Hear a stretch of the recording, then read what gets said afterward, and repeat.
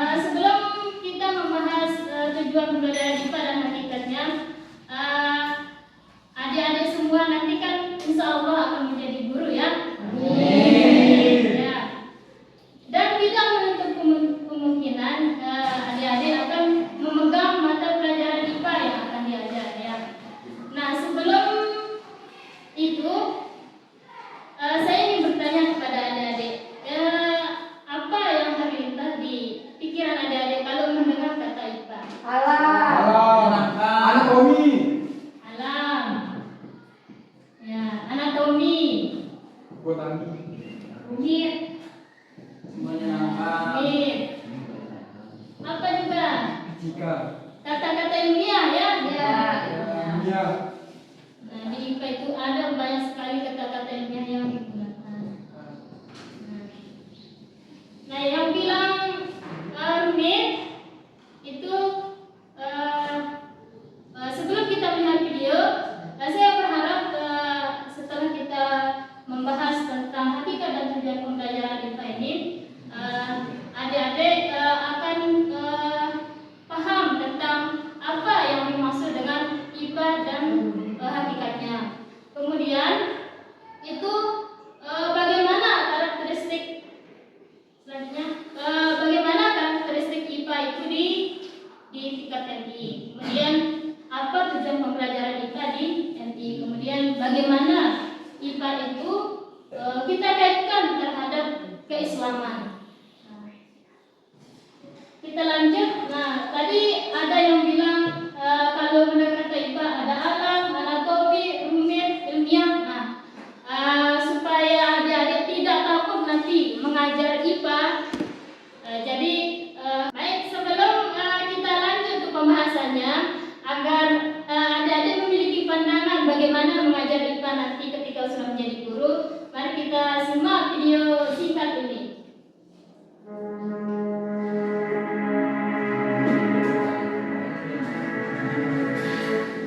Coba bayangkan alam semesta yang begitu luas serta galaksi yang jumlahnya tak terhitung, bintang-bintang bertebaran di langit, dan di antara miliaran planet yang ada satu planet kecil bernama Bumi, tempat kita berpijak hari ini. Di bumi ini terjadi begitu banyak keajaiban. Siang dan malam berganti dengan teratur. Hujan turun dari langit menyuburkan tanah. Pelangi muncul setelah hujan, membawa warna yang mempesona. Tapi, pernahkah kita berpikir siapa yang menciptakan semua ini? Dalam Al-Quran, surat Al-Imran ayat 190, Allah berfirman yang berbunyi, Bismillahirrahmanirrahim. Inna fi khalaqis samawati wal ardi wa ikhtilafil laili wan nahar wa ikhtilafil laili wan nahar la ayatin li ulil albab. Sesungguhnya dalam penciptaan langit dan bumi serta pergantian malam dan siang terdapat tanda-tanda kebesaran Allah bagi orang-orang yang berakal. Dulu kita harus berjalan jauh ke kantor pos hanya untuk mengirim surat. Sekarang tinggal kita klik HP, pesan langsung terkirim. Bahkan kita bisa juga saling melihat walaupun jaraknya berjauhan. Dulu kita sulit memahami sains karena tidak bisa melihat organ dalam manusia, anggota terkecil, bahkan galaksi yang jauh di sana. Tapi sekarang kita bisa melihatnya, baik itu lewat layar, simulasi, maupun mikroskop. Sains bukan sekedar ilmu, ia adalah jendela untuk memahami ciptaan Allah. Dalam Islam, belajar sains merupakan bentuk tadabbur, merenungi ciptaan Allah. Para ilmuwan Muslim seperti Ibnu Sina yang terkenal dengan ilmu kedokterannya. Ada juga Ibnu Al-Haytham, ilmuwan saintifik yang selalu dijadikan landasannya dalam setiap penelitian dunia sains. Kedua ilmuwan muslim tersebut telah membuktikan bahwa iman dan ilmu berjalan beriringan. Jadi, mari kita belajar sains, bukan hanya untuk pintar, tapi juga agar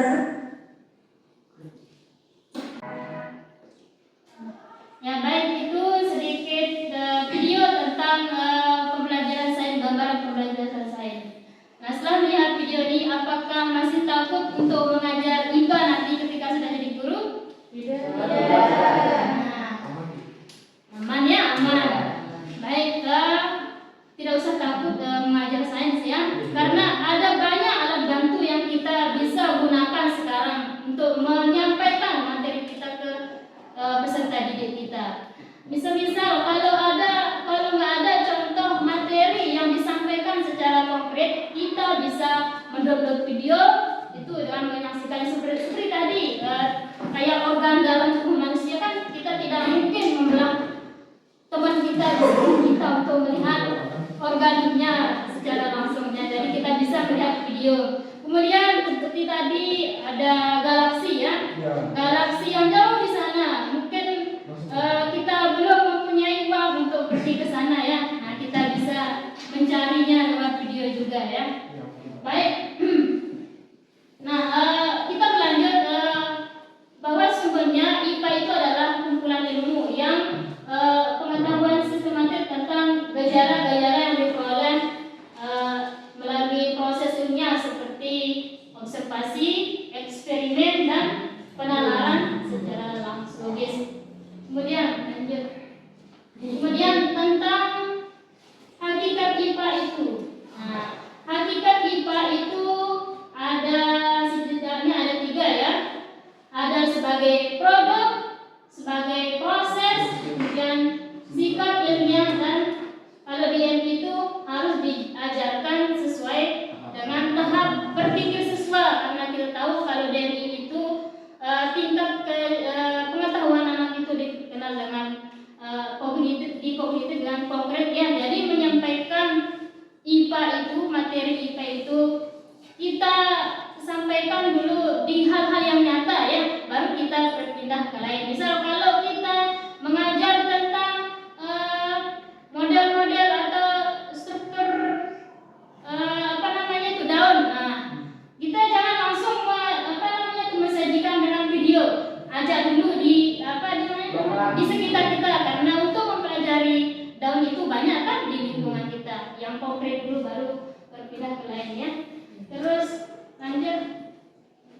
Kemudian karakteristik pembelajaran IPA itu seperti tadi, tentunya itu berbasis pengalaman siswa. Nah, jadi jangan yang jauh-jauh, di sekitar siswa aja. Misal mempelajari tentang jenis-jenis hewan, misalnya kasih tahu apa di sekitar siswa itu hewan apa saja. Jangan jauh-jauh ke kutub utara, beruang kutub, nanti itu dijelaskan, itu nanti nggak pernah kita lihat mana yang namanya beruang kutub. Jadinya yang di sekitar aja seperti kucing, ayam, itik, dan lain-lainnya.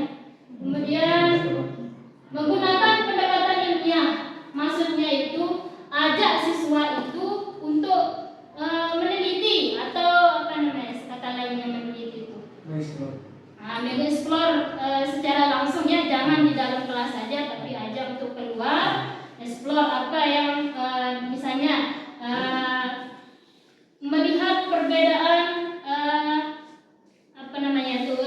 benda cair yang ditaruh di tempat yang agak sejuk, tempat yang ditaruh di tempat panas. Nah, itu termasuk mana yang lebih cepat kira-kira itu termasuk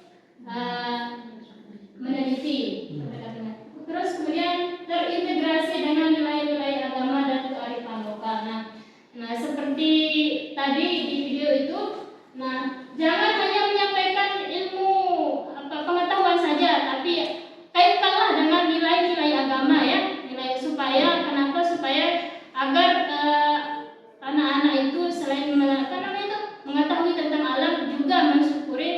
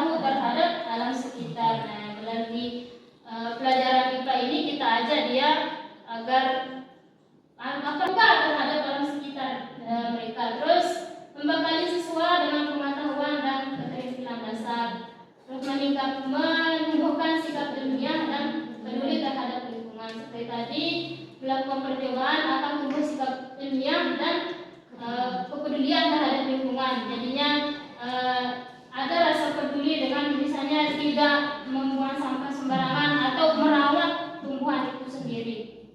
Terus mengembangkan kemampuan berpikir kritis dan kreatif. Kita juga dapat membangun kemampuan berpikir kritis siswa dengan misalnya kita dengan memancing siswa. Kenapa mencair daripada yang di tempat yang sejuk atau yang dingin gitu. Terus meningkatkan keimanan kepada Allah melalui pemahaman terhadap alam ciptaan. Tadi IPA itu ada sebagai produk, kemudian proses mengamati, terus ada sikap ilmiah. Nah ini contohnya kalau IPA sebagai produk itu misalnya konsep daya, energi, makhluk hidup. Kemudian implikasinya dalam pembelajaran kita diajarkan melalui contoh. Kita bisa mengajarkan anak-anak itu melalui contoh yang nyata. Kemudian proses mengamati, sifat sebagai proses. Tadi sudah kita bahas bahwa di dalam eksperimen itu ada proses mengamati, eksperimen, terus menyimpulkan dari pada hasil dari eksperimen tersebut. Melalui diskusi dan refleksi. Nah, jangan lupa selain kita mengajak siswa untuk melakukan eksperimen, kita bisa juga meminta siswa untuk berdiskusi, saling saling memberi masukan ya. Baik. Sebenarnya IPA sama ilmu sains sama Al-Quran itu atau firman Allah itu tadi berjalan ya. Seperti kalau di IPA ada tentang air ya, air. Nah di air kalau di IPA kan untuk menumbuhkan tanaman itu perlu air kan. Nah kita juga sebagai makhluk hidup tuh semuanya butuh air ya. Nah di dalam Al-Quran juga dijelaskan dalam surat Al-Anbiya itu bahwa dengan dari air itu akan hidup makhluknya itu surat Al-Anbiya ayat 30. Nah makanya dalam mengajar IPA itu tidak melulu tentang IPA-nya kita jelaskan kepada siswa ya, akan tetapi kita kaitkan juga dengan agama. Nah beruntung ya kalau di MI itu ada pengetahuan keislamannya yang kita dapat. Selanjutnya kita membahas itu, nah apa kira-kira pentingnya kita mengajarkan IPA itu di siswa tentang alam semesta. Ya agar untuk menumbuhkan rasa ingin tahu siswa tentang alam semesta. Untuk mengenal sesuatu yang ada di sekitarnya. Terus tadi ya IPA itu tidak hanya susah ya, tapi juga bisa kita ajar siswa itu untuk bersenang dalam pembelajaran IPA itu. Tentunya tidak hanya di kelas, kita bisa ajar siswa juga untuk liburan. Nanti di liburan itu kita cantumkan materi-materi misal melihat laut itu. Kenapa airnya bergelombang? Itu kan bisa kita kaitkan dengan kita. Selain itu, kenapa airnya asin ya? Karena air yang di laut itu banyak mengandung Keringat ikan. Ya mungkin itu silakan diskusi ya. Diskusi dua orang ya. Aku dan tadi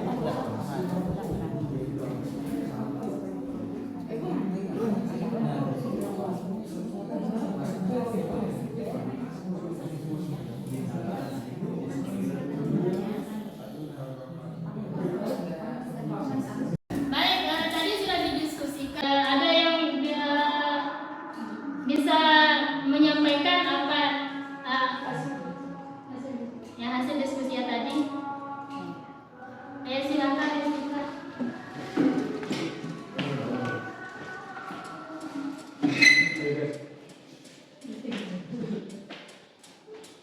Assalamualaikum warahmatullahi wabarakatuh. Waalaikumsalam warahmatullahi wabarakatuh. Oke, setelah saya diskusi dengan Jadi saya akan sedikit menjelaskan tentang IPA sebagai produk.